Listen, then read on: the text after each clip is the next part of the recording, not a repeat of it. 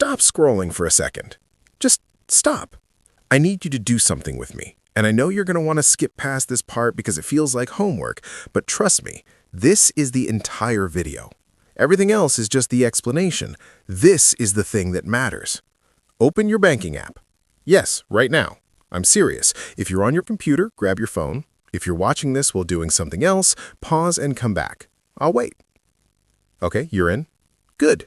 Now find the search bar, the little magnifying glass at the top, and type one word. Subscription. Just that one word. Don't add anything else. Now, hit search. Look at what comes up. But here's the critical part. Don't just glance at the total amount. I know you want to.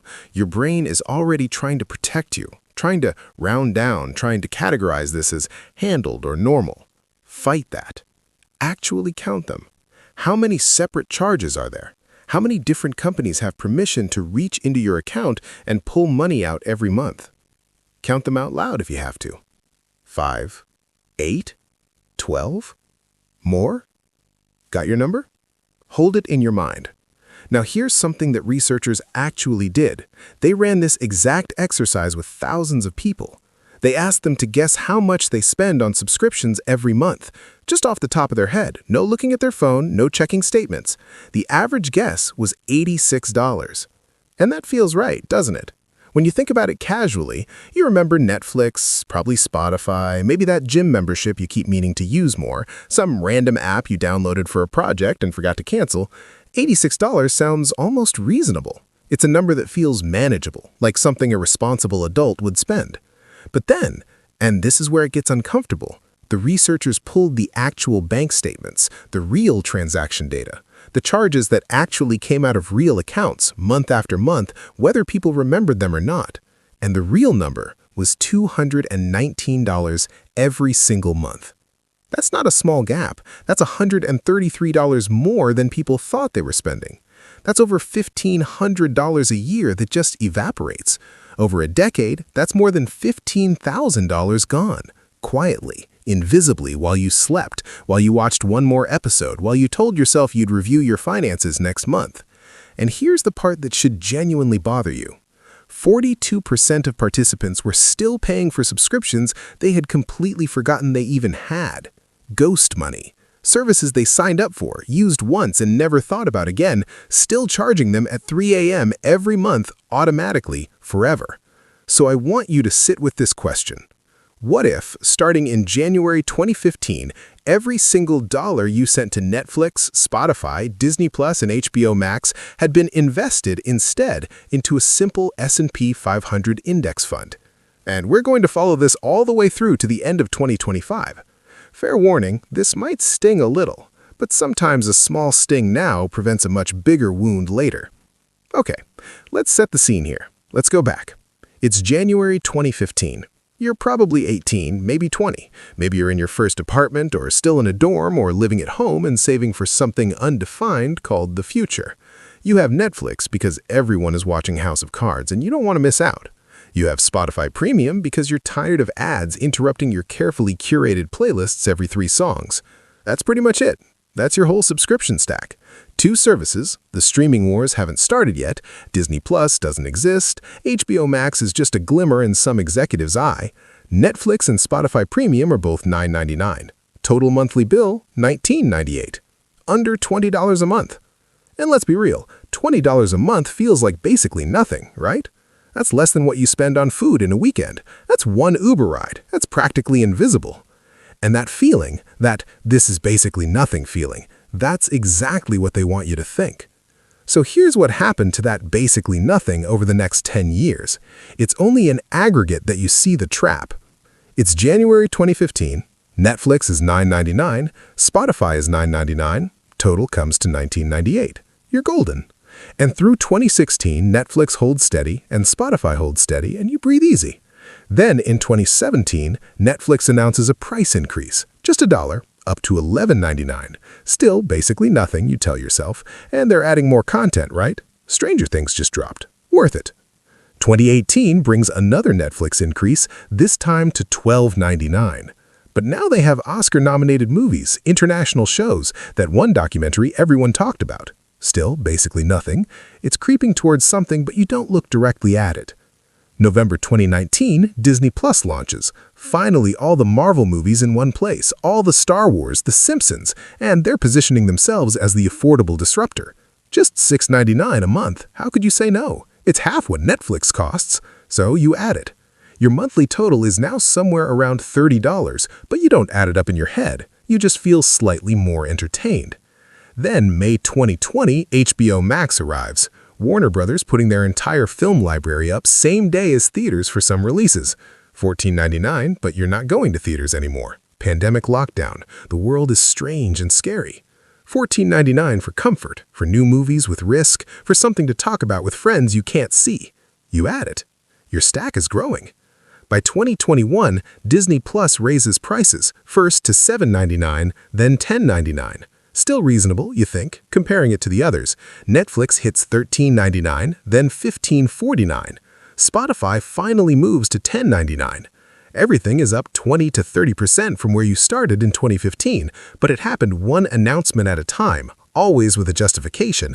More content, better features, inflation, whatever. Never all at once, never enough to trigger that cancel impulse. Then, 2022, Netflix has a bad year. Stock drops, subscribers leave, they respond by raising prices again, $15.49 to $16.99, then $17.99 for standard. They add an ad-supported tier at $6.99, but that's not what you have. You have the good one, the one without interruptions. Disney Plus jumps to $14.99. HBO Max rebrands, restructures, somehow ends up at $15.99. Spotify hits $11.99. 2023, Disney Plus goes to $17.99. You're starting to feel it now, that vague sense that entertainment is expensive. But you don't do the math. You can't. It would mean admitting something about your past decisions since 2015. Then, in 2024, Netflix cracks down on password sharing. You either pay $7.99 for an extra member, or you finally get your own full account at $17.99. Disney Plus hits $18.99. HBO Max, now just Max, settles at $18.49. Spotify stays at $11.99, the most stable of the bunch through this whole decade. December 2025. Let's look at the damage. Netflix Standard, $17.99. Spotify Premium, $11.99. Disney Plus, $18.99. Max, $18.49. Total, $67.46 per month. From about $20 to nearly $70, a 238% increase over 10 years, executed $1 at a time, $2 at a time, always below the threshold that would trigger you to take action. Always justified by some new show, some new feature, some new convenience. This is $9.99 psychology in action. Decades of consumer research showing that prices ending in 99 cents feel categorically cheaper than the next whole number. $9.99 sits in the $9 box in your mind, while $10 moves to a different mental category entirely. 1 cent, massive perception shift, and they used it against you for 10 years. Okay, so now let's run the simulation. What if, instead of paying all these companies every month, you paid yourself instead? Same dollar amounts, same months, same everything, but every single payment went into an S&P 500 index fund. No stock picking, no late-night panic trading, no trying to time the market, just consistency, month after month through everything the next decade throws at you. Here's what that looks like year by year, using actual historical market returns. In 2015, you start in January. You're investing $19.98 a month. That's what you would have spent on Netflix and Spotify. Then the market returned 1.4% that year. Modest, slow, nothing exciting. By December, roughly $241. Small, but moving. The seed is planted. In 2016, the market returns about 12%. Your balance grows to roughly $524. You're not rich, but you're starting to see something. The money is working while you sleep. In 2017, you're up 21.8%. You pass $918. Still, no stock picking, no stress, just the 500 largest companies in America doing what they do, making things, selling things, growing slowly and steadily. In 2018, you're down 4.4%. The balance dips. This is your first test. The news is full of trade wars, volatility, uncertainty. You keep investing. You don't panic. You understand that down years are part of the contract. In 2019, the market surges 31.5%. You pass $1,800. The dip from 2018 is erased and then some. This is the lesson that takes most people decades to learn.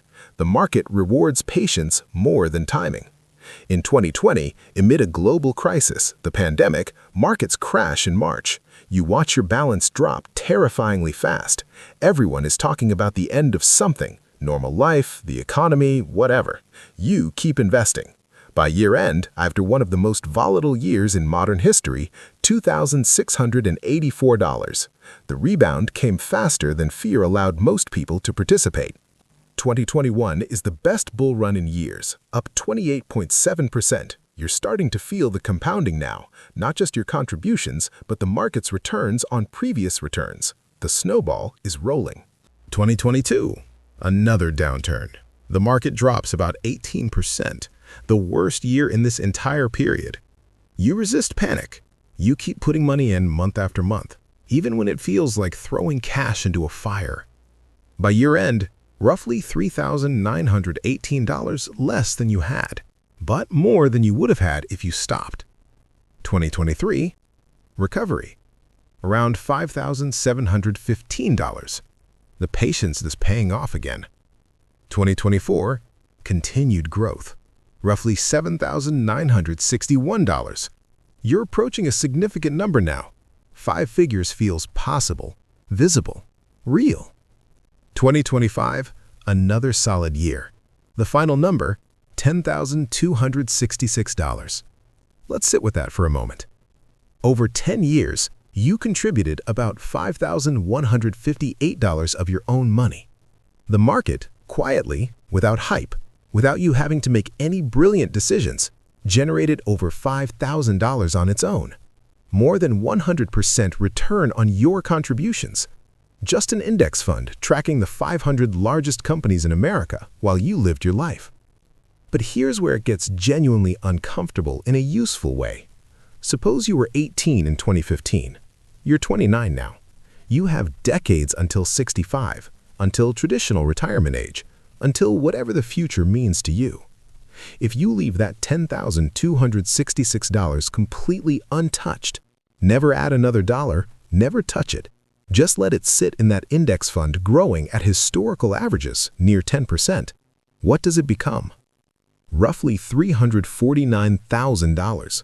From $10,000 to $349,000 without you doing anything else, without monthly contributions, just time and compounding working for 36 years. But here's the real move, the one that separates people who build wealth from people who wonder where it went. Keep investing that $67 a month, the amount you're currently spending on streaming or whatever your equivalent monthly leak is. Keep putting it in automatically every month from age 29 to 65. The projection approaches $629,000, nearly 2/3 of $1 million, originating from money that was once exchanged for streaming convenience, for the comfort of basically nothing, for the temporary pleasure of entertainment that you mostly forget within days of consuming it. The contrast is stark. Many young adults have modest retirement savings. Some studies suggest median retirement savings for people under 35 is under $15,000. Yet small recurring expenses, compounded over time, can create massive divergence in life outcomes. The gap isn't luck, it isn't family money, it isn't even income level necessarily. It's awareness. It's the willingness to see the leak and choose to seal it. Wealth, more often than not, isn't built by dramatic windfalls. It's built by sealing leaks. By recognizing that $10 a month isn't just $10, it's $10 plus decades of compound growth. Every subscription is a vote for present comfort over future security. That choice is valid. Entertainment matters. Joy matters. But that choice needs to be conscious. You need to know what you're voting for.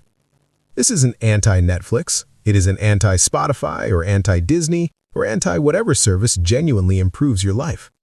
I watch shows. I listen to music. I'm not telling you to live in a cave and invest every penny in index funds and never have any fun. This is anti-unawareness. The real power move isn't canceling everything. It's not extreme frugality. It's not never spending money on anything enjoyable. The power move is knowing your real number. Because once you know it, once you actually open that banking app and count your subscriptions and do the math, you can make a real informed choice. You can split the difference. Stream with half, invest half. You can rotate your services. Netflix 1 month, HBO the next, Disney Plus the quarter after that. You can share accounts legally with family. You can use the ad-supported tiers. You can cancel the ones you forgot about, the ghost money. You can enjoy today and fund tomorrow.